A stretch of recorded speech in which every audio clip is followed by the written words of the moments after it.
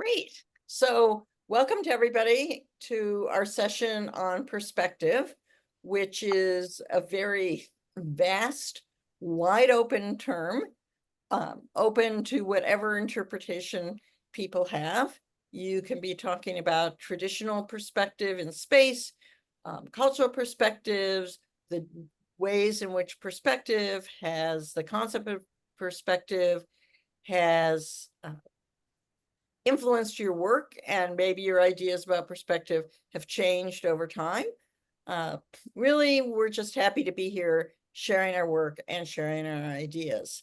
And Colin just put into the chat the very important point, which is that if you're not sharing, to mute, so that when the guys next door start mowing their lawns or the dogs start barking or whatever. And you know what I'm going to do that I forgot to do is put my phone into do not disturb, because somebody's going to call when I'm in the middle of speaking, which they still do anyway. Somehow some of the calls get through. So be ready to hang up on people as well if it comes in the middle of speaking. I also want to point out that the Zoom interface has changed some, and if you're showing video and you have sound, over to the right when you go to share, there are these little boxes that you need to click, and I think it's a good idea to click those anyway. Share video and share sound. So it's pretty important to do that, or we don't get smooth video. We can't hear what you're doing. Colin suggested that I take a minute and talk about our Tuesday co-working group, which has been a wonderful time, and many of the people who are here today are part of the Tuesday co-working group. And what we do is we meet on Tuesdays at this time, and we meet for an hour to start with. So everyone goes around the group. It's wide open with no commitments about what you're going to do. And we go around and say what we're going to do for the next hour. And then people mute themselves and they either keep their video on or not. And then we work, and we come back on at the end of the hour and we share our work. And it's evolved into a kind of crick group, support group, hand-holding group where we push each other, encouragement group. We've made some really deep friendships over the past year, with some of us never meeting. Some of us have met in person, but feeling like we're really tight best friends. So I encourage you to join that. And if that time is impossible for you, we did say at the outset, Cynthia de Renata, who's on this call, this Zoom also, and I were the initial organizers, although we take turns leading. We did say that we would help people set up another time. No one's indicated that they're interested in that. So anyway, if you're interested in another time and you want some help setting it up, that's possible to do. I think those of us who've been doing it on Tuesdays now, it's would be hard for us to make a second one. Cynthia, did you have anything you wanted to add? I just want to say that we're very encouraging and welcoming to people, even though some of us have met often. We certainly very much enjoy others to attend. And if there is an issue with language, Cynthia is always willing to use Google Translate. So please don't let the fact that you're uncomfortable speaking in English stop you from joining us, because we do very much enjoy having people of a variety of places in the world. And now I'll end my comment. That's a really good point. We're trying to get one of those AI translators to work, but I thought we had one, and it turns out it costs like $1,500 to subscribe. So we're not doing that, but we have simultaneously just pasted into Google Translator or Reverso what's going on into the chat, and that has worked. Thank you for putting the other link into the chat. It's not the same link as this link to join on Tuesdays. It's on the website, but it's a different link. Anyway, once you sign up, you'll just get a reminder every week with the link. So you can just go to the Techspressionist website and sign up. And it's a good idea for people to go to Techspressionist website every now and then. Anyway, there's always great information, including information about the wonderful upcoming exhibit, Hello Brooklyn, where hopefully we'll see a lot of people in person. Great. So now I think we should just jump in and get going. So William, you're first, and I'm going to put on my timer and give you, I will give you a 2-minute warning. I find a 1-minute warning often is not enough. So are you ready to share your screen? Sure. Okay. Try. Now there's sound optimized video. Yes, yes, yes, just in case.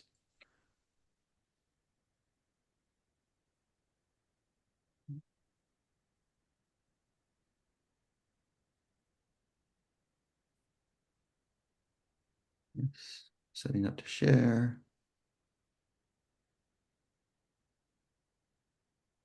And you told us you're coming from from the Bay Area, from San Jose. Yes. Okay, great. I'm attempting to share my screen. And it's not working. It's not working. Okay. Do you have a PowerPoint or Google? What do you have? No. No, what? Can you put we're going to move on to the next person and come back to you. Move on to the next person. And maybe you could put your work into Google Drive or No. Dropbox and send No. the link. No. I need to share and I can't share. You need, okay, what format is it in? Move on to the next person. Okay, the next person is Roz. You're muted, Roz.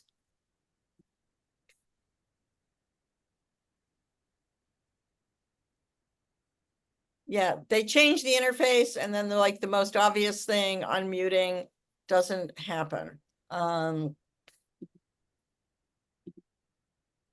sorry. Yes, they have. They changed the interface. Okay, here we go. Don't we love technology? Anyway, okay. Yeah, they got to Yeah. keep us hopping. I can barely get through an open door, so these things are hard for me. Okay, all right. I'm getting ready to share. I'm sharing from Shelter Island, the booming metropolis of Shelter Island, out in the Hamptons. We're a little island with the Hamptons on one side and the North Fork on the other, 90 miles from New York City, which I also consider home forever. Okay, I'm going to share my desktop. Oh, they're asking for my password. Oh my God, I'm jeepers. Are you guys seeing my desktop? Yes, we got it. Go. Okay. You're ready to roll. All right, good. So play from start. Okay, perspective. You know, I'm talking about all kinds of perspectives. Some of the people in this group have heard this talk a little bit, but it just seems to be right for this topic. First, I want to just talk a little about emotional perspective from my own life. I mean, things were really going uphill in the 90s.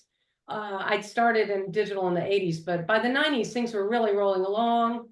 It was really very fun to be in a Forbes magazine article with David Hockney and others. I'm sorry for the low-res picture, but I was having shows in Soho, early shows of digital art, getting lots of attention. It was fun. And doing pieces like the world's greatest bar chart, using Shockwave and Macromedia. This is an interactive piece that's analyzing money in a kind of funny, irreverent way. Curated a show called Code that several people here were in that show. I know Cynthia and Annette for sure. And it was an international show and it was very exciting, sponsored by Microsoft, Softimage, Wavefront. You usually don't get all these people, Robert Greenberg Associates, big time players in this show.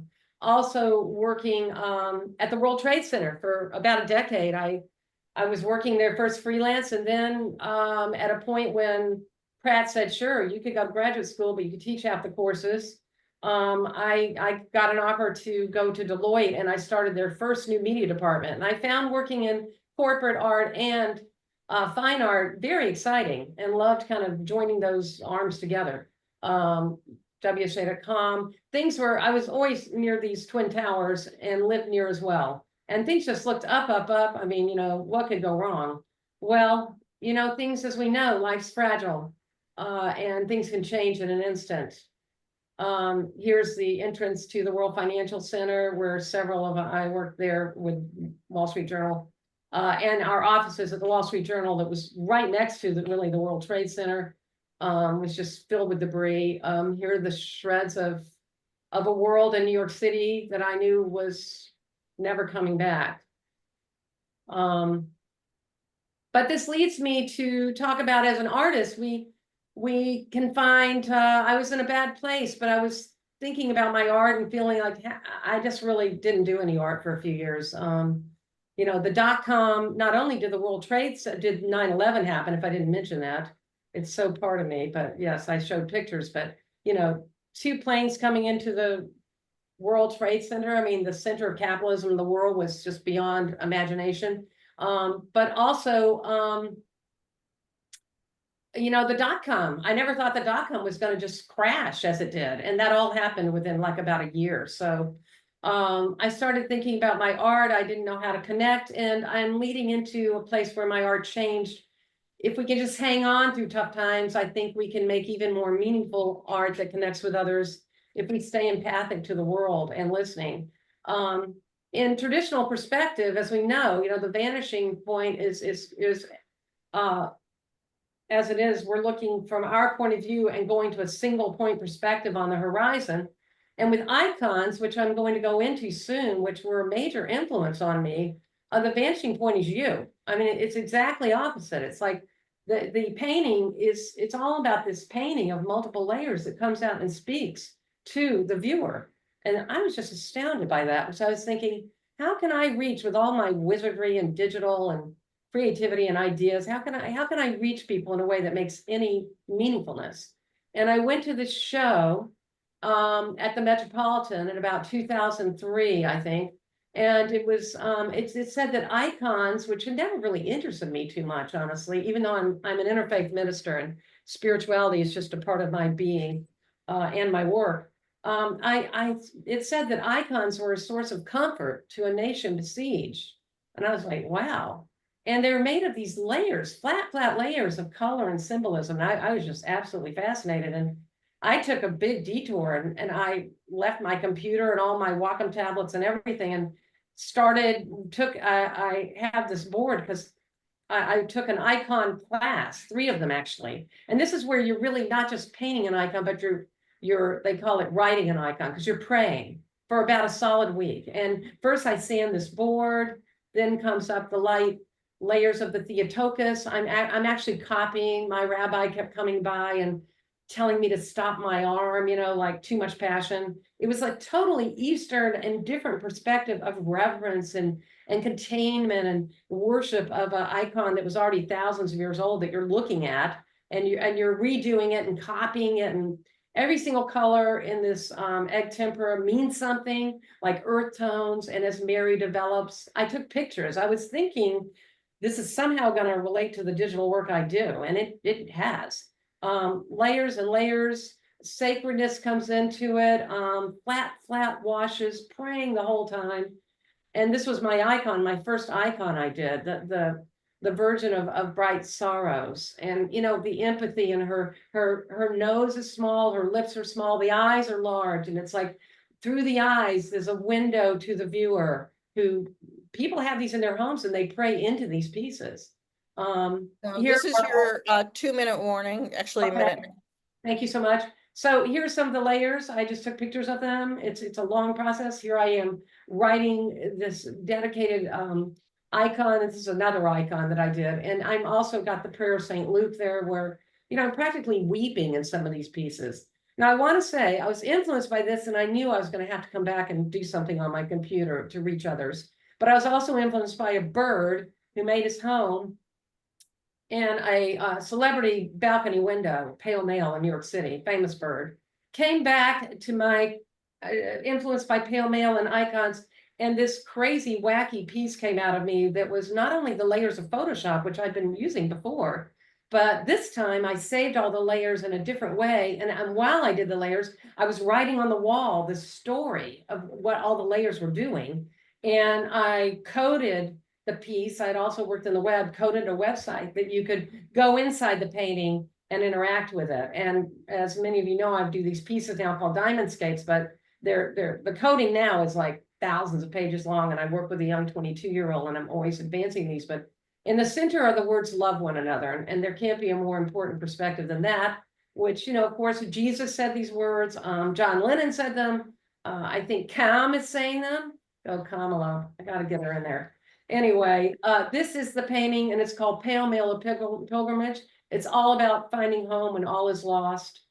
And it's kind of a moment of grace to me. I still get emotional talking about this piece, but the fact that this is in the 9/11 Memorial Museum, where it's like ground zero where I worked and built my career in some ways, you know, now I have this piece embedded in the rock. And I guess the most important perspective is love, and I invite you all to be part of it. And thank you very much. Great, Roz. Thank you so much. That was really great. Lots of different things to think about. I'm going to suggest that we move on. And if people have comments, put them in the chat, and then we can come back to them later when we're discussing. Okay, so Renata, you are next. Okay. Okay, hold on a second. Wow. I don't see my photos. Yeah, the interface in Zoom has really gotten not very good. And if you have other windows open, I suggest that people try to quit your other applications, because I have that problem. Yeah, I don't have any other applications really other than the Safari and my photos. Okay, I'm gonna suggest that you quit Zoom and come back in. Okay. And in the meantime, because I actually had a lot of trouble myself in the middle of Roz's presentation. I had to move things around. Alrighty.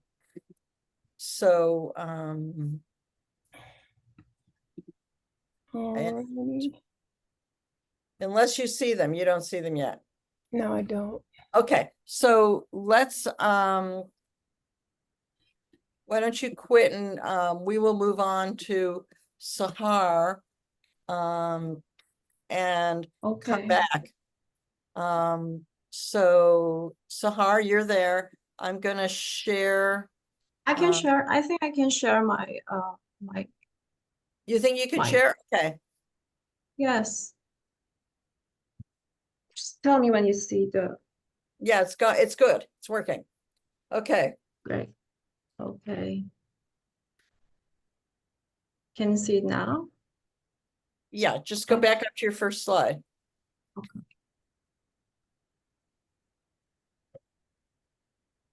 So, hi everyone. I'm Sahar Musavi. I'm based in Iran. I'm zooming from Giran province in the north of Iran, and I'm going to present today about perspective. So my perspective is impossible happens, and it's kind of personal perspective that usually I show in my artworks. In most of my artworks, I depicted a tree growing out of a metallic or otherworldly planet or environment, which is a symbolic way to express my perspective about hope and that the impossible happens. I found out that this concept is related to my personal history. And I want to show you one of my videos.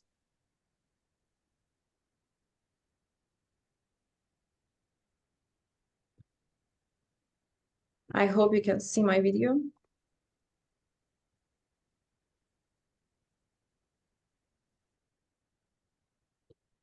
Yes.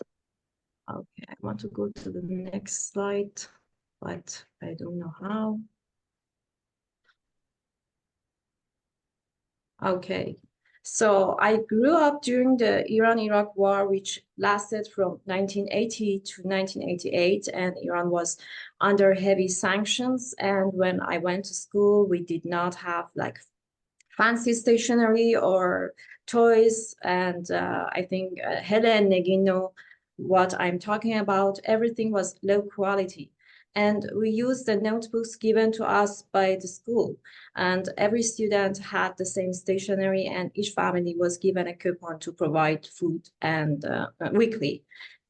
And then suddenly there was ceasefire and everything changed. And we were part of the world after a year, like we were playing with Barbie dolls. And so some impossible happened suddenly. And is the video is playing? No, it's not. Okay.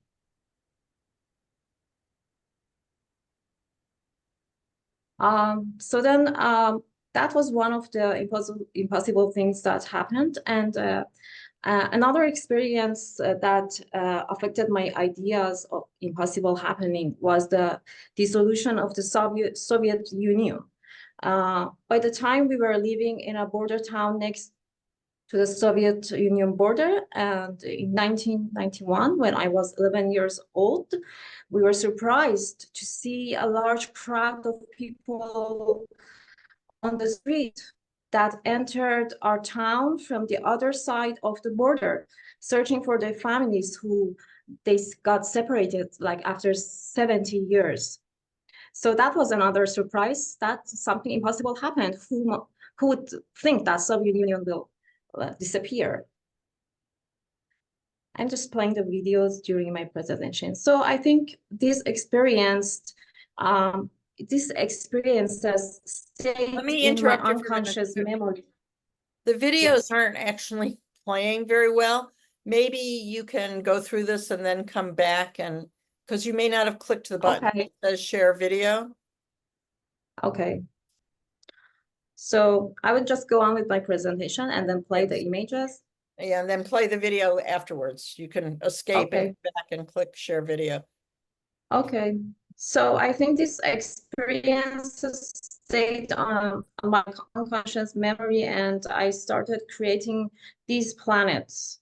I felt like a creator first, that I'm making a new universe with different planets. And the planets are usually made of some other materials. For the body of my planets, I usually use materials such as metal or plastic that actually they are impossible for Earth trees to grow from, but all of my planets are home to Earth trees. Because deep inside it wasn't a problem for me, and I actually believe that that can happen. So I continued the concept in different media and AI as well. So I'm going to show you some of my planets. I hope the video plays. Or if it's not playing, Cynthia, I have shared the slides with you and you can share it instead of Yeah. me. These are playing, they're just a little bit jilted. I think, oh, Can you see my screen? yeah. Yeah, we see your screen well. The still images are perfect. So we have trouble with the videos.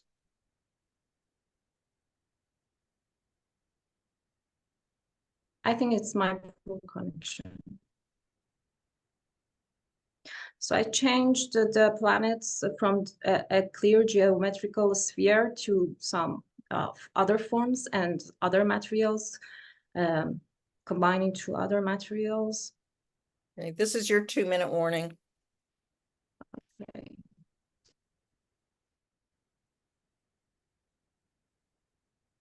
this video again. I'm sorry.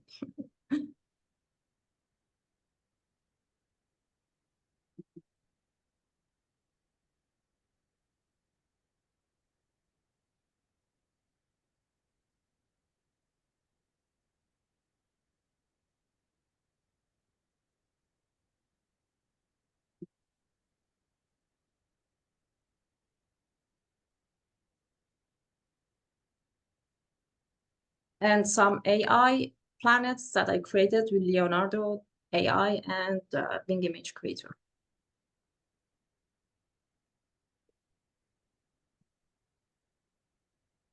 Thank you. So that was my idea, my perspective about impossible happens. Great. Thanks. Wonderful. Do you want to try sharing again and seeing if you click the button that says share video, if you can show any of those videos?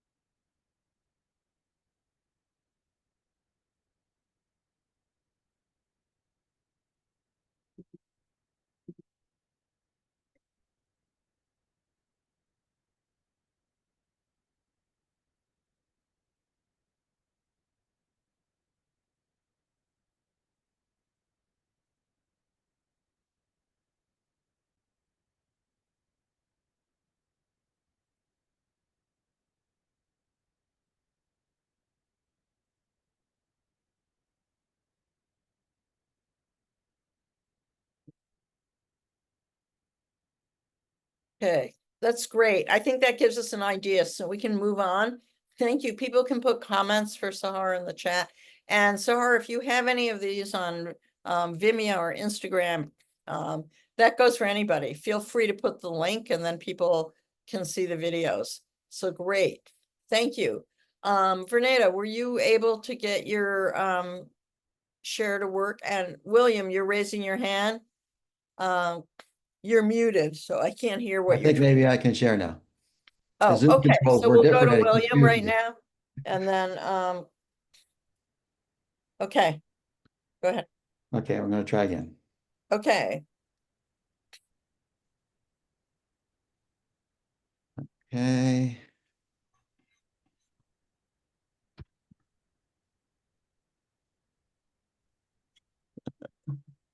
Okay, I'm punting again. It's asking for a password. it's working. Oh, you can see my screen? Yeah, yeah. Excellent. Okay, I am William Rogers, and my artist name is Stellar Fire. I'm a light artist. I work with pure sunlight that I refract through crystal filters to create unusual and colorful art. Don't have any formal artistic training or study, but I've always been interested in art and always studying it and always been interested in it from the time I was a small child in the 60s. I was poring over album covers of colorful artworks from R. Crumb and from Roger Dean, and always interested in that. And when I went to college, I went to a big city, particularly because I wanted to be in the big city and take advantage of the opportunity to go to concerts, go to theater, go to art museums, learn about stuff and be exposed to it. And it was great. In college, I got a job in a planetarium as a technician, which might sound very interesting, but was actually quite a low-level job, cleaning circuits and changing light bulbs. But I was exposed to lots of astrophotography and space and science information, and also at the planetarium, they had laserium shows. I don't know if any of you are familiar with laserium, but they used to do that back in the 70s and 80s. And it's a very bright, colorful light show done with lasers. Today, I don't use lasers, and I don't use colored lights at night. I don't use fractal programs or anything like that. I use sunlight. And these are some examples of what I've been doing. If I can make this go. I take these colorful images of refracted sunlight, and then I manipulate them on a computer, blend them together to create unusual and colorful art. These are some simple examples. For this one, to give you an idea of my process, this is a single image that I've cut in half, mirrored, and then blended, but offset the blend. So to give so that causes interaction between the colors and the shapes and the forms. But it gets more and more complex. I've been doing this for a while, developing this process. It's really a two-part level of abstraction. I abstract sunlight by breaking it up and then refracting it as I take digital photos. Then on the computer, I manipulate those images using Photoshop and similar tools to make very unusual and unique art. Here's some perspective here, forcing it into the side to add some depth to the image. Because this is total abstract art, I try to give it a sense of depth and movement, energy, and try and add some emotional content. And yes, sometimes I get a little spacey. I've always been interested in space and science. My experience at a planetarium has influenced my art. This is my Aurora Nebula. And look at those colors. I got purple, I get orange. Did you ever see purple and orange in a rainbow? How many colors are in the rainbow? This is another way to think of the perspective of light and color. Well, all colors can be found in the rainbow if you know where to look and how to tease them out. So this is a little example of what it is that I do. And this is why I do it. Can you see this comment? This is from one of my Instagram followers. I love the idea of reaching out and touching people around the world and making them feel something. I'm not in this to make money. I'm not making money. I don't know if any of us are really making money. That's not why I make art. But I do want to get my art out there into the world and have people see it and appreciate it. Now, this guy here, I'm going to try and share a video. This guy took one of my art videos and used it as part of his Instagram story to promote himself. See the image in the background? That's what I did.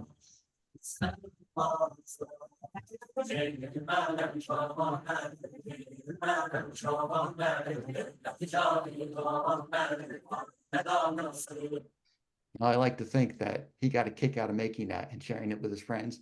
And I certainly got a kick out of seeing him and what he did with my art. Did you see the video and hear it? Yeah. Yes. Yeah. So that's why I'm doing this. I have a need to create, and I really want to share my creations and touch people and hopefully give them a positive vibe. Great. Can you put your Instagram in the chat? That would be really useful. And I will do that. I just want to mention again that when people share, you need to click the boxes in the upper right that say share video, share sound if you have video. So we got to see that image. It was really great to see it, but we couldn't hear because you didn't click the little box that said share sound. I tried. But I heard it. Pardon? I tried. I heard it. last video. I think I heard it. Yes. Well, I heard some of it, but we couldn't hear it as well as if you know, the Zoom interface, just why don't they make the default share video, share sound if you're sharing? I mean, everyone wants that, but no, they want you to like jump through something else. Hmm. So, Next time I'll try and dial it in a little bit more. well, it's Finally. just those little boxes. That's all. Under in Yeah. the upper right, there are two little boxes that say share video, share sound, and they just make life a lot easier. Thought I So, clicked it. Heard it. except they're so hidden. Okay, thank you very much. That was great. People can put their comments in the chat, and please put your Instagram so we get to see more. Okay, Renata. Okay, I'm gonna try and share my Okay. screen again. Okay. Okay. Okay, as we stated earlier when Roz was speaking, she gave a general view on perspectives, and my first share for today deals with the physical aspect of perspective spatially. I do a lot of photography as well as other forms of digital art and even involvement with AI. And these photos that I'm about to share um, show the various aspects of perspectives in a physical sense when traveling. They were taken, these photos were taken several years ago while I was working as a family caregiver for my family members. I had a younger brother who was in a nursing home, and I had to travel from my home in Port Royal, South Carolina, where I'm broadcasting from, to Savannah, Georgia. And to decrease the stress of the anticipation in traveling, I took a lot of photos. I live on an island off the coast of South Carolina called Port Royal Island. And here we have the Broad River, and we were crossing the Broad River Bridge, and I took a snapshot out of my passenger window. And after looking at it later on, it seemed so much like a painting to me that I decided to share it. And I've used it several times in my communications over the years. Okay.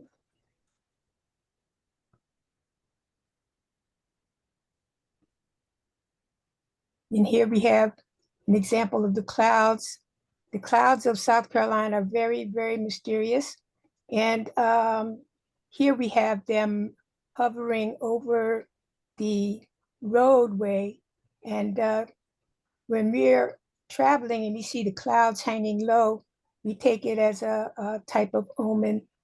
And I felt like this was not necessarily a bad omen, but it was always something deep waiting for me at the other end of the road to Savannah.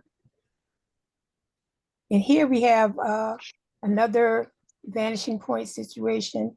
But I don't see myself as the vanishing point. I see the vanishing point as the destination, which is in the distance.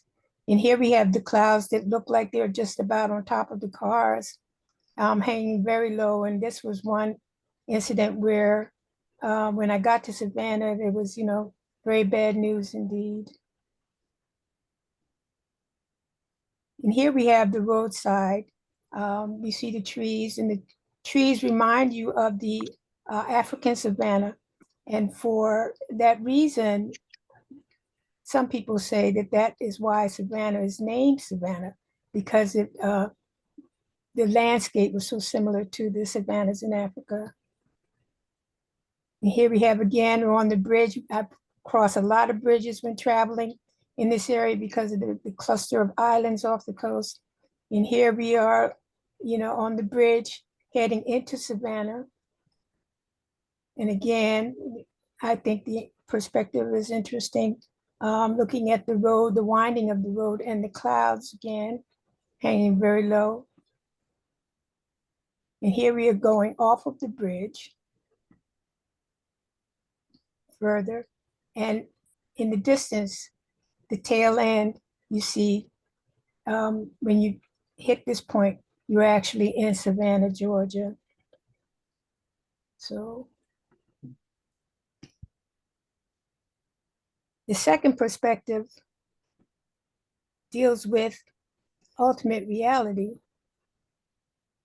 which is a spiritual perspective. Ultimate reality is reality from God's perspective. In looking at the landscapes, we're looking at physical reality. Here in Ultimate Reality, I will share a series of AI digital paintings using Mid-Journey, where I did a series of paintings called Hair White Like Wool. There's a lot of people argue about what Jesus looked like, you know, in using religious imagery. And in the book of Revelation, St. John, the beloved, described him as having hair white like wool, white like snow. But most people don't think of Jesus that way because many times in our culture, he's depicted as having blonde hair and blue eyes, which was not the case at all. So here we have one of a series where I showed Jesus with white hair, series number 1, and with brown skin. He said also that he has skin like brass when it's in a furnace. And brass, when it's in a furnace, has a variety of colors, dark brown, black, alabaster even, and greenish. So I decided to use the burnished brass appearance of his skin. And believe it or not, most people had a problem with the white hair, not the color of his skin. And here again is another version of Jesus as the Ancient of Days with white hair. And here we have another religious perspective. We have dealing with hair, we have dreadlock appearance. We have Jesus and Peter, and Jesus is washing Peter's feet. 2-minute warning. Okay. And here we have another picture of Jesus. I have taken the perspective of Black exploitation movies from the 1970s, and we have Jesus in a Superfly type attire, and he's shooting shots of tequila with Judas Iscariot. And here we have at the very end, Jesus and Simon the Cyrene. Simon was a Black man from the north of Africa, from the country of Cyrene. And he was conscripted by Roman soldiers to help Jesus carry his cross. And so I used my nephew and his son as the models for Simon and Christ. And I was told by a very angry viewer on Facebook that they weren't Black enough. And I said, well, I didn't answer. But, you know, people have all kinds of ways of looking at situations. So that's my perspective. Right. And I guess I can stop here. Great. Thank you so much. You brought us 2 very different ways of talking about perspective, and it's really great to see them. So if you want to put your Instagram or anything in the chat, Okay, that would be really wonderful. Thank you. Okay, thank you so much. So next I have Susan DeTroy. Hi, I come to you from a town called Eugene in Oregon, which is in what's called the Willamette Valley of Oregon, which is in Western Oregon, between the Cascades and the coastal mountains. That's where I'm from. Okay.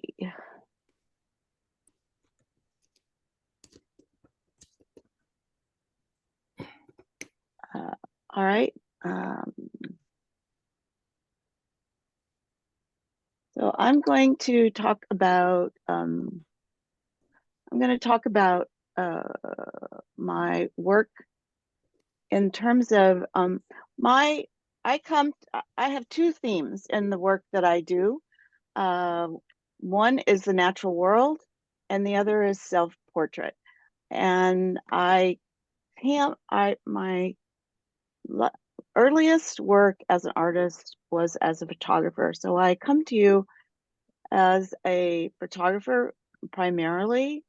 That's the base of all of my work. I work with, I use an iPhone and an iPad in my captures, and I almost never use the computer, which I'm on today. But and my work, since the pandemic, I have been riding a bicycle a lot. So I am out on my bike, and much of the work that I do that involves the natural world, which I integrate into my self-portrait work. So I have natural world and self-portrait work. That natural world work comes either from my own garden or from, okay. All right, I'm gonna have to go, I guess I was hoping that, all right, doesn't want to go from one to the other. I don't know why. Okay, I'm just gonna do it like this then. So I use a favorite camera app is Hystomatic, and I use this to reimagine and alter the visual understanding to give a different perspective. And so this is the original image, and then I'm going to show it here, and I'm going to have to do it like this. I didn't make a slideshow today. Oh, here we go. So the Hystomatic camera app takes a picture of what does a native picture, like a regular image, like here, and then it also captures it with a particular filter. So I'm altering the perspective of, I'm giving you a different perspective, a different interpretation, visual interpretation of the image. I also, within the natural world theme, roses have emerged as a big theme for me. For a while I was doing this as NFTs. This is from my personal garden. And often on my Instagram and Facebook posts, I will create reels that use the native image and then go through these Hystomatic image. So I'm just going to go through the roses right now. I adore roses. So the native image is slightly altered each time.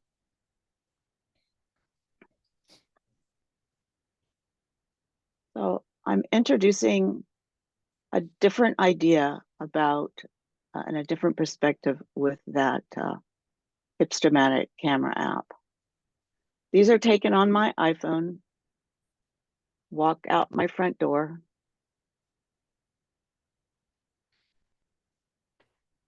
I think this may have been one of the last roses of the season. I have ever-bearing roses that go twice. They bloom in the spring and then again some more in the fall if you water them.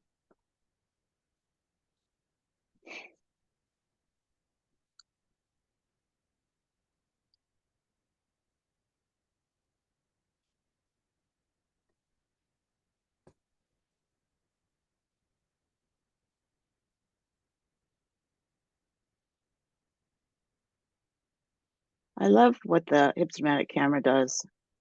And oftentimes I then use these to, okay, and oftentimes I use the roses.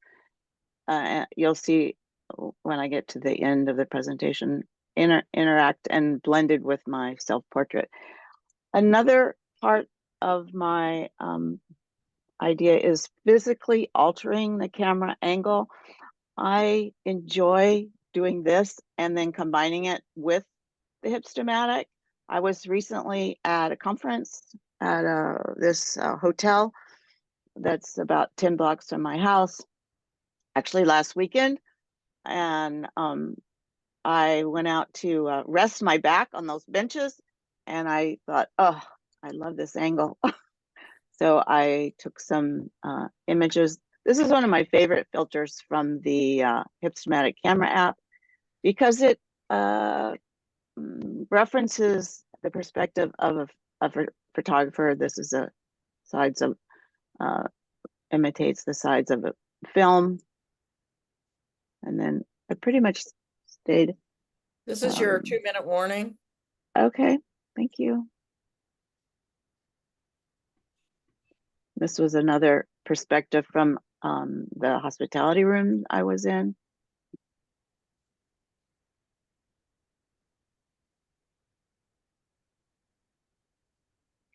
Okay, my other theme is self-portraits. I started this series about 8 years ago. The project has many, many images. I take pictures of myself, and then I alter them in a variety of ways using apps on my, primarily on my iPad. So I'm just going to go through these because I'm at Skinner's Butte, which is near my house. I love to go there and go hiking, and then I alter them. These are earlier pieces that I've altered. As you can see, I'm using my iPhone. This is a recent piece I did for a challenge about reflections. That's why I had all these sunglass pieces. And then these are older works that I'm starting to rework and using a variety of apps. This is a very recent rework. These are very recent. These are my most recent pieces here at the end. Okay, thanks. So that's time. Yeah, So that's perfect because that's I'm it. done. Okay, so that's perfect. Okay, Okay. you did have a question in the chat about the app. You could go back and look at that. I'm Mhm. trying to move ahead here because we have 3 more people and a half hour left. So it's good, but we've got to keep rolling. So Deanne, you are next. Okie doke.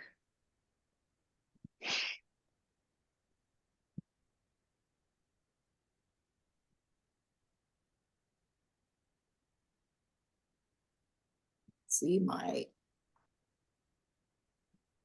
hold on a second.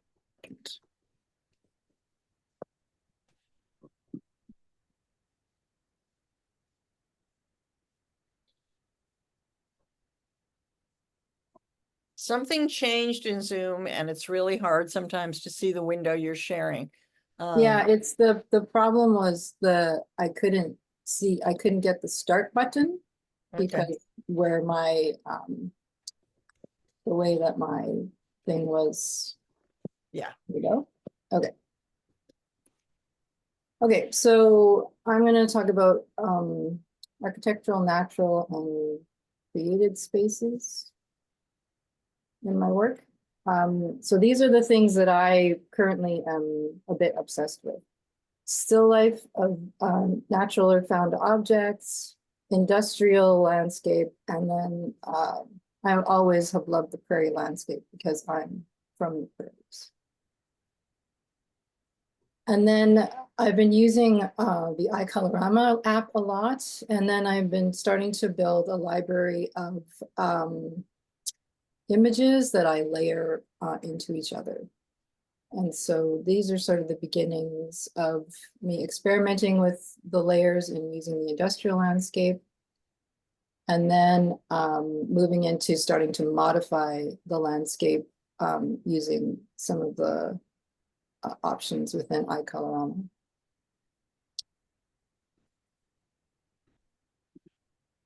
I like now to try and alter it as much as possible so that you're not necessarily exactly sure all the time what the landscape is supposed to look like.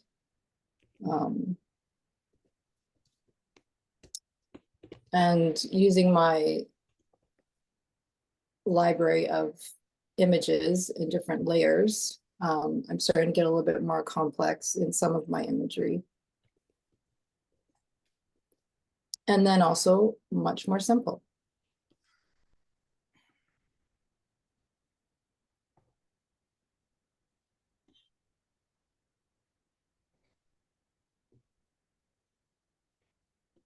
When I was showing some of my newer work to my husband, he described me as an artistic DJ. So combining layers of things to create a new image is kind of becoming my new obsession right now.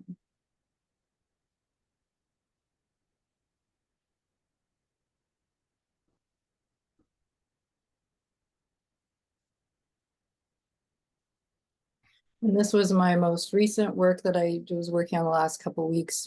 We were driving around and got stuck at a train track because they were shuttling the trains back and forth. And so I took some pictures, and then I worked on combining them with some other layers.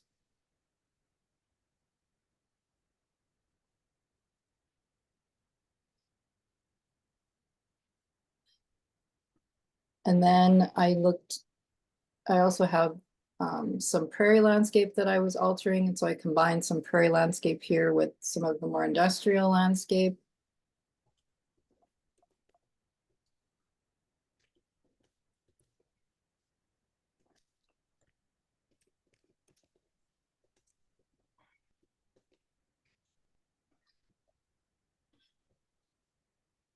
And then playing with the idea of the prairies where you can see for forever, which is one of the things I love about the prairies, that you can kind of see.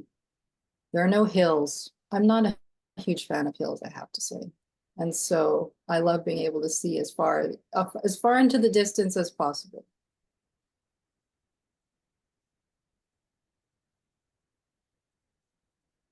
And that is my presentation.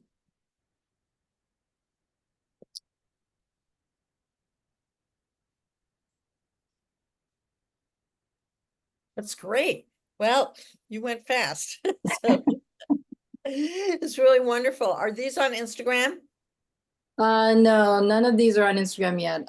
There's only one, I think, one of the prairie ones, but I have to sit down and actually put a few of these up on Instagram. Great, thanks. Well, I think there probably are going to be comments in the chat. And those of us in the co-working group have seen this work evolve. So it's really a delight. If you can come to the co-working group, you'll get a lot more depth in what people are doing. So Annette, you're next. Okay. Let me.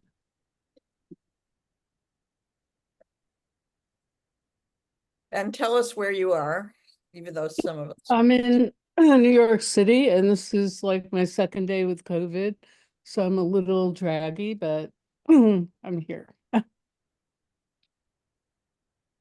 So let me.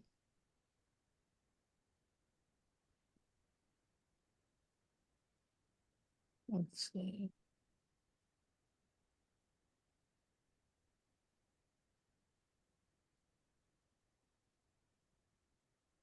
We're getting the presenter's view. Yeah, oh, I know. I'm trying to. It's a real drag when it does that. I'm hitting slideshow, and I'm not getting. Do you want to just try one monitor? Sometimes that's the only way to do it. Try what? One monitor. Oh. Unplugging your second monitor. That's gonna be complicated. Oh, okay.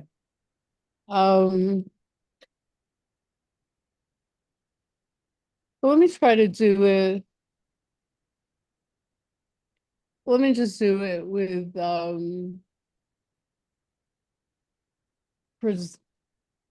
presenter view. No,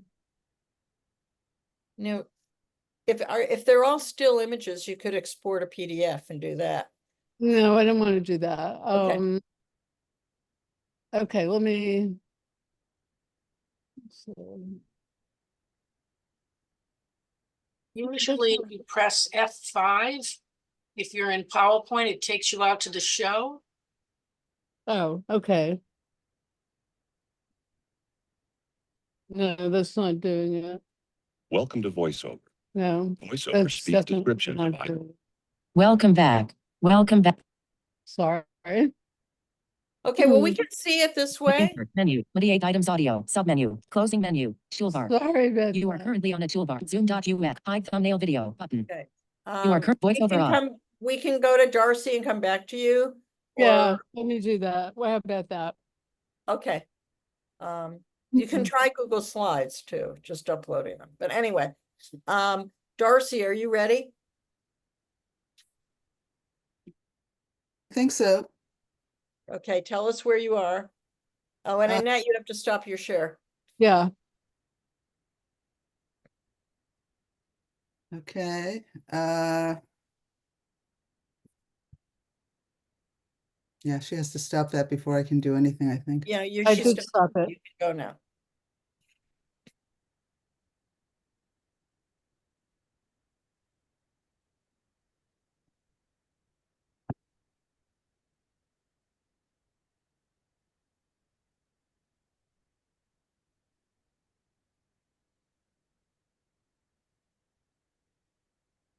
Okay, now how do I share? Down at the bottom, if you scroll down to the bottom, it will appear a little green button. Okay, so I cut my second screen, so if you need to go back to me. Are you seeing Okay. this? Any No, chance? we're not. Oh, you're not seeing it. 1 minute. So why don't we go to Annette and you can figure out Darcy in the meantime, because Annette's ready to go. Okay.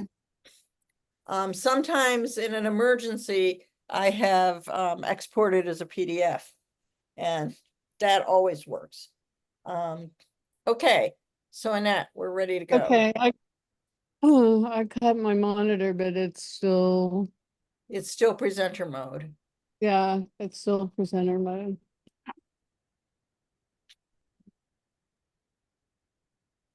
Annette, I don't know if it'll work, but I know the way I did mine was I went up to the main PowerPoint menu at the very, very top. And Yeah. it says slideshow. It says slideshow window help at the very end. And under slideshow, I hit Oh, I see, yeah. play from start and see if that helps No, you. it's still going into, it's still going into presenter mode. Yeah. That's weird, it's never happened before. Can you export a PDF? I guess I could. Okay. So while we do that, Darcy, how are you doing? I'm working on it. Let me see where we are. Hold on a minute. Darcy, if you can export a PDF also, that, I'm just trying to bring up my website because what I want to show is on it. okay. And I've done this before and it was never a problem, so I don't understand why there's a What's problem. happened is that Zoom interface changed and it's piling in the windows. I even lost myself while we were here. And I had to cut my second monitor and then reattach it in order to be able to see people again. It's just, Okay, I've got my PDF. okay, so we'll go to Annette. Okay, Let me. Okay, so. Share again.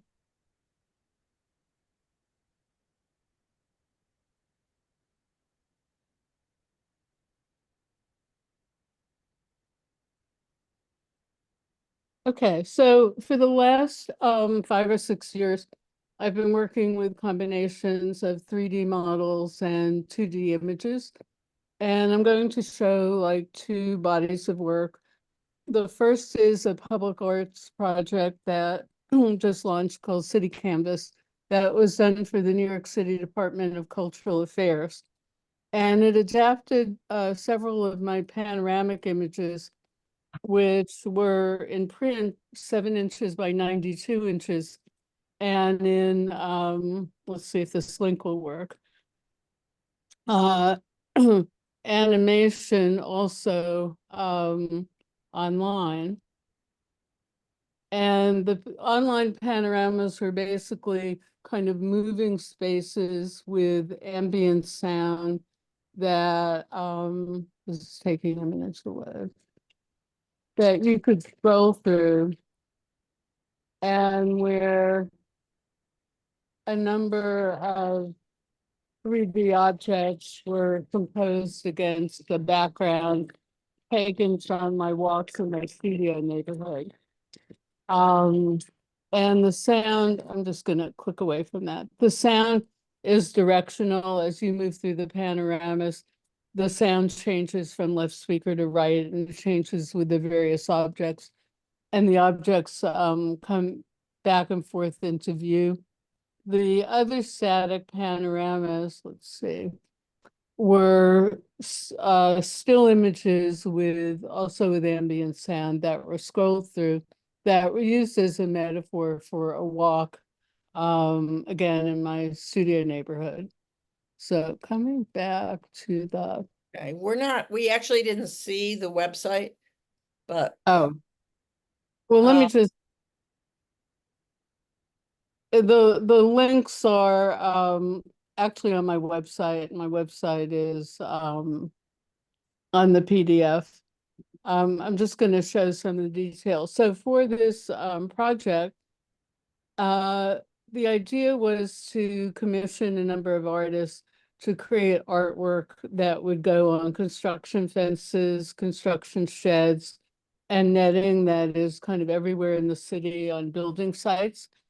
And developers and buildings can choose to work with the artists in this portfolio. So the portfolio was just launched, and we did templates for 50-foot, 100-foot, and 250-foot environments, which was really exciting for me because I'd always wanted to work kind of in public space on a large scale. So these are the mock-ups of the templates. The big space on top is the building netting. And then the construction shed is 4 by whatever length panorama that would be above the pedestrian's head, and the construction fence is usually 8 feet by whatever length. And then this is just a close-up of the small building panorama. The elements in the panorama never repeat, regardless of how big the building site is. This is the 100-foot building, and then this is the 250-foot building. And then these are some details from the individual panorama. The bottom image is a complete panorama, and the top image is a blow up of a section. So you can see it's a composite of 3D and 2D imagery. And then that's another detail and full panorama. And in reality, once we start working on the actual designs for these buildings, they'll probably be somewhat customized to the particular environment. The other series I've been working on is a group of virtual still life spaces. And this is the last group in that series. It's called Junk Drawer Rhapsodies. And it's a series of triptychs, although each of the images in the triptych was composed on its own. But the triptych shows a group of common household objects in a virtual space, and using lighting and perspective to kind of distort and enhance the objects. You'll see, I'm not sure how far I'm going to get before my time runs out, but these last images are much more concerned with lighting and reflection. The first images are very spare and almost flat, although they're 3D models. This is the second triptych. And I'm really interested in exploring the shape and form of commonplace objects, but also using lighting and reflection to give them a kind of monumentality. 2 minutes. Okay. And this is the third triptych. And then I want to talk a little bit about this other series because the space is much more complex. This series is called Interstitial Spaces, and interstices are like the spaces in between things. So these still lives were composed in a way that's totally different than what you would imagine from seeing the final image. The space is actually like a long, thin runway, and objects are distributed kind of into very deep space. And then when they're imaged from the front with the virtual camera, they kind of come together in a very interwoven way. So this actually represents an incredibly deep space that's compressed through the imaging.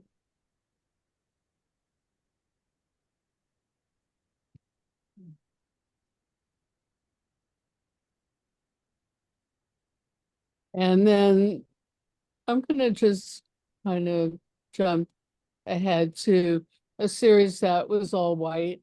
I know I'm running out of time. And I wanted to show this because toward the beginning of this long range project, I really wanted to strip away the light and the color and work with the pure form.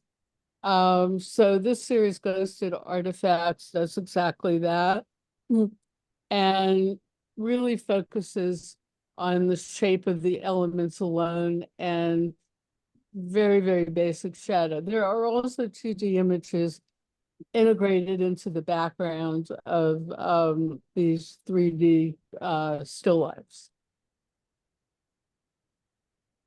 Okay, and this is just run through a few of these. This was the first series called Short Takes.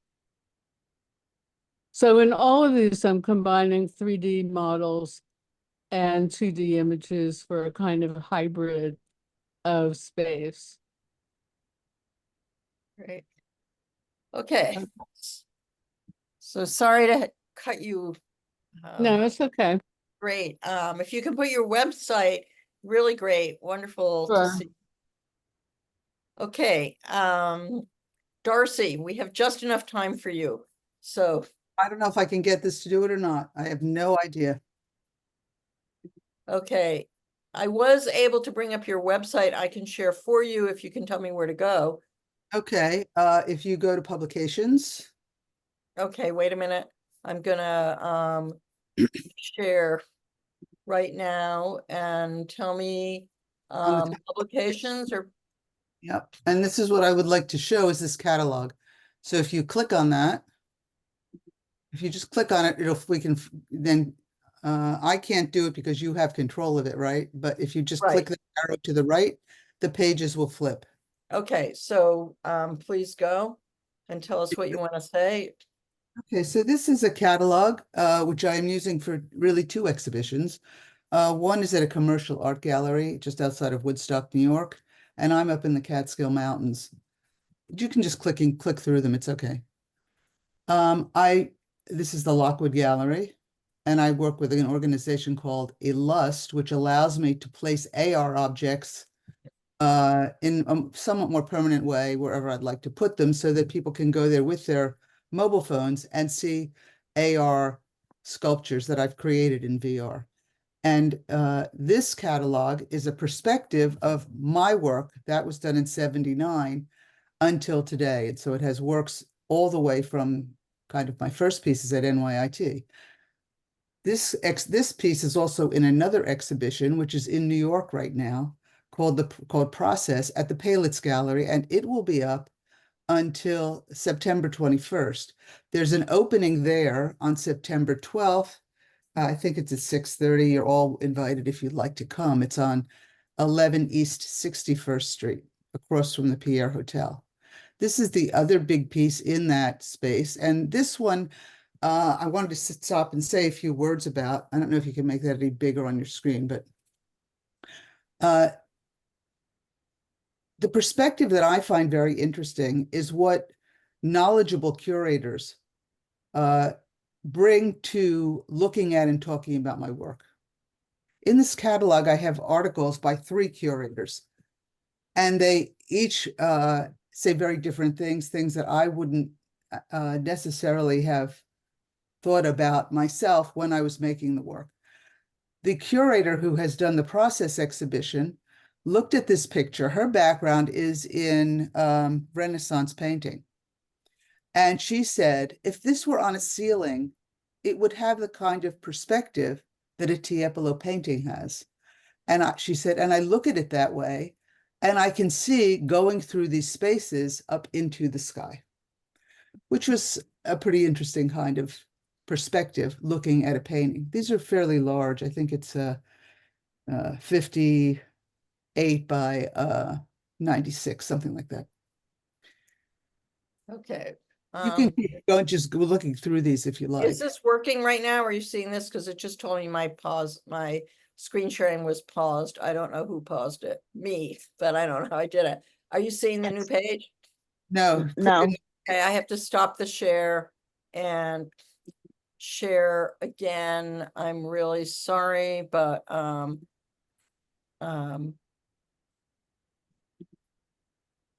okay, it didn't, it's pausing it again. And I don't know why. I will try one more time and then I'm sorry. I don't know why they are doing this to us. Okay, you're seeing it now? Yes. Yes. It seemed Yes. not to like it when I made it full screen, so let's just try to see it this way. Okay, well, that's fine. The picture on the right here was printed on a 3M Scanamural, huge plotter. And I exhibited this at SIGGRAPH in 1980 in Seattle, which was 1 year before the first kind of official SIGGRAPH art show. Make it a little bigger like this. This is me at the Future Reality Lab at NYU, Ken Perlin's lab, creating the Unity 3D models in Tilt Brush that are how I create all my current paintings since 2016. All of these paintings are created from crops of the 3D models in the VR world using the camera tool. And when I show these paintings, I show them as AR enhanced paintings so that I show them with a QR code next to them. And with that QR code and your mobile phone pointed at the painting, the actual VR sculpture will emerge out of the picture, out of the painting on canvas on the wall, and it will completely surround you. And you can turn around in it and walk around in it and see it from all directions. You can just, this is from my Inside Outside series. This is a newer painting. I'm sorry, this is from my Inside Outside series, where I take an AR object and I place it in the real environment and take a snapshot and then turn that into a painting. Photoshop. This is from my new series, my Blast series, about space and rockets and things like that. This was a sort of strange diversion for me. During COVID, I was watching a lot of Ikebana flower arranging videos on YouTube, and I had studied Ikebana in Japan many, many years ago. So I thought maybe in VR, I could create some of these kinds of flower arrangements, just abstractly. And this is from that series. This was also from a catalog and an exhibition. Okay, we have 2 minutes left, so let me know if you want me to go faster or. Flip fast through, go ahead, just flip right through.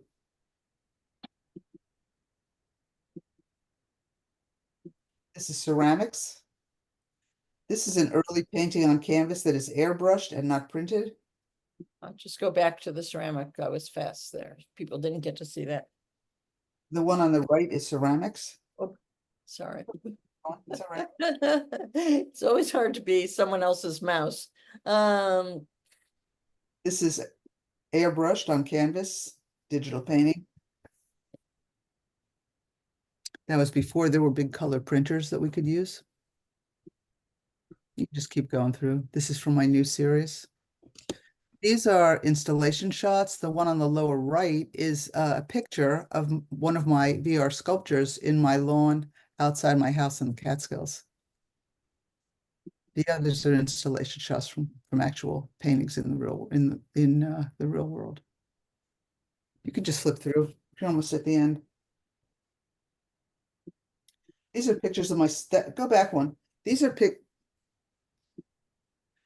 on the right are photographs of my studio sort of through history. This is my loft in New York City.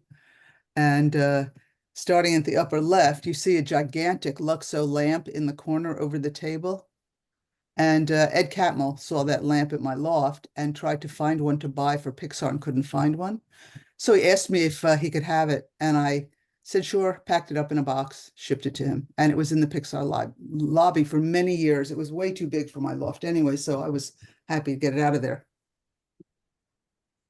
People may not know about the lamp and the Luxor, the little jumping lamp that Pixar did. Yeah. It's a classic. Okay. This is a silkscreen edition, very early. I think it's 1982. And this is one of my most recent paintings. Okay, so we're at 8 minutes now. So I'm just gonna there we are. Okay, great. Well, thank you, everybody. We just made it to 1:30, which is wonderful. And we had some really great presentations, and I lost the chat window in my trying to screen share. So I'm assuming there's great stuff in the chat, and I will save the chat if I can find it again. Oh yeah, here it is. So if anyone has anything else to put in the chat, please do. We had some really good comments about the work, and I think if anyone has any, Colin, we should end now and just hang out, or can we take like 10 minutes for any questions? Yeah, I think we could run till say 1:40 if you want to keep it going until then. We got a little bit of a late start. Okay, great. Does anyone have any comments, questions for artists or? I have a question for Annette.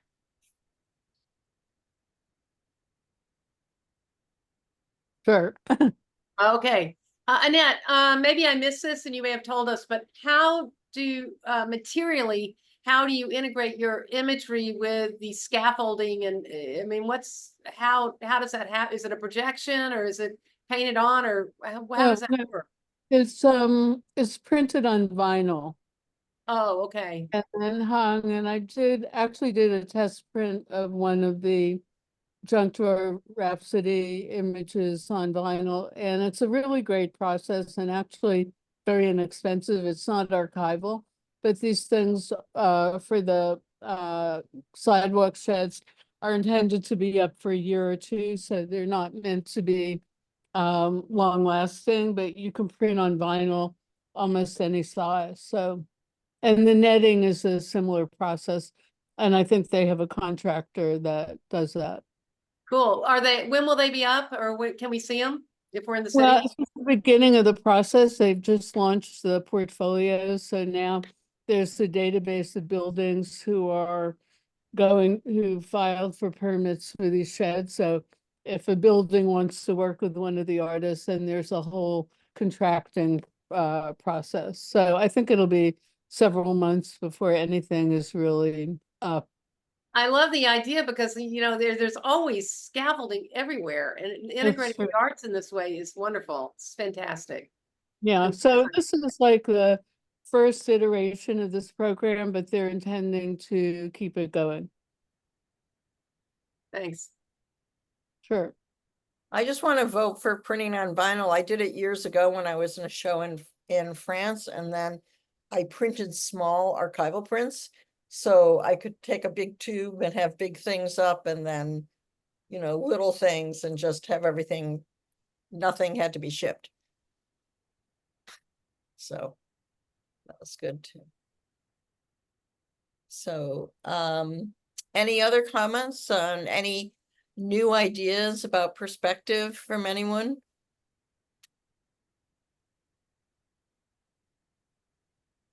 Okay. Well, are we gonna, oh, Cynthia, Yes, I very much enjoyed your presentation and that, and I really enjoyed the concept of mixing 3D with 2D. And what do you use to create your 3D objects?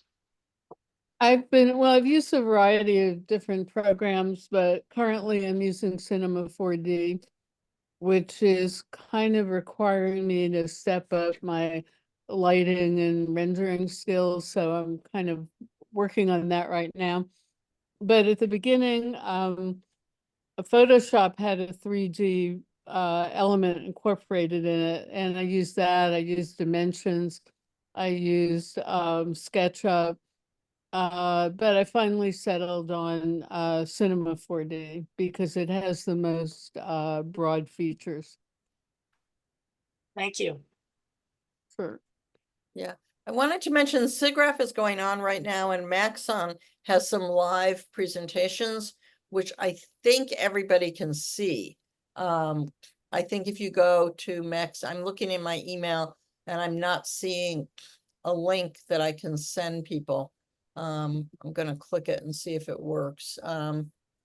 Your technique So, with our 3D oh, knowledge. whoops, that's a pretty obnoxious. Okay, but it looks like the link is working. So if you have time today, you wanna attend some free Cinema 4D workshops online.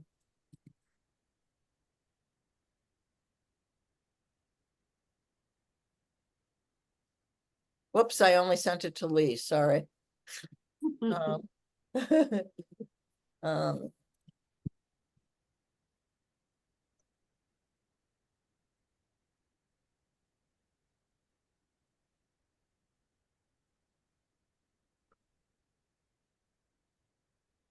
okay, so are people, I think maybe Michael has a question. Michael Pierre Price.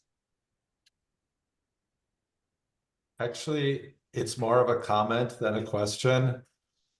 This idea of perspective. 4 years ago, very few of us had heard of Techspressionism because it was sort of in its infancy, and we were deeply in a pandemic, and Zoom has brought us all together, artists around the world. And for me, the perspective is I cherish all of you. The work that you do inspires me. Thanks to Colin and the other small band of artists that decided that there would be something called Techspressionism and I don't think any of us knew each other back then, except for those of you locally who knew each other. And so my perspective is something good can come out of something that's globally killing lots of people. And I'm just grateful to be here today. So thanks. Me too. yeah, me too. I think Techspressionism has saved and inspired and propelled forward so many of us. So Yeah. it's really been wonderful. I'm just interested in seeing how many people are going to be at the opening in New York and Brooklyn this week? Can people just kind of raise your hand? If you're next week on the 9th? Great. So we'll get to see a lot of you in person. And then, That'll be great. yeah, I guess Tommy's kind of busy right now, or I don't see him here. He's usually here. yeah. Yeah, Okay, I think Tommy is busy installing the show presently. I was texting him a little bit before. So I just wanted to share really briefly a couple words about the exhibition. I'm actually just going to share my screen here for a second, and thanks for all the enthusiasm for the community. Can you guys see my screen all right?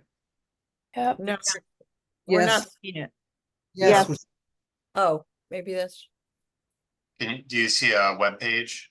Yes. Yes. Yes. Okay, so yeah, the exhibition, there's a microsite that is online now for the exhibition at techspressionism.com/Brooklyn. You can also get there directly from the homepage. But basically it has a couple different sections. There's an RSVP for Eventbrite, which is actually required due to the museum's kind of need for security. So they want to have a guest list for the reception. I think otherwise it's open without the need to pre-register. There's an artist list, which has, you know, basically everyone in the show, which is quite extensive.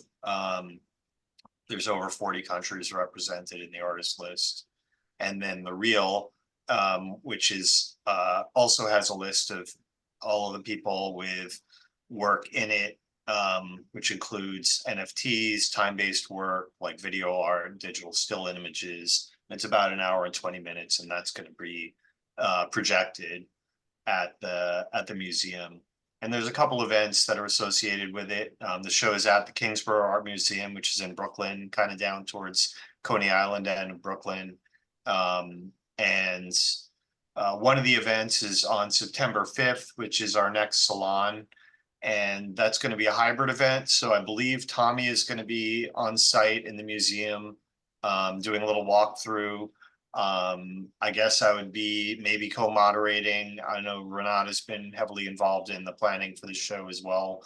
And it's her image that is being used as kind of the main exhibition image. So Renata, you're welcome to jump in and help co-moderate if you'd like. I'm sure Tommy would be amenable to that. So yeah, that's about it. You know, I just wanted to give this information. There's a little bit of a writing section that's been started on the site as well that has pieces by Tommy and Jan Swinburne. I know Tommy has put out just a general open call if anyone's interested in writing a little something, you know, that can go up on the site as well.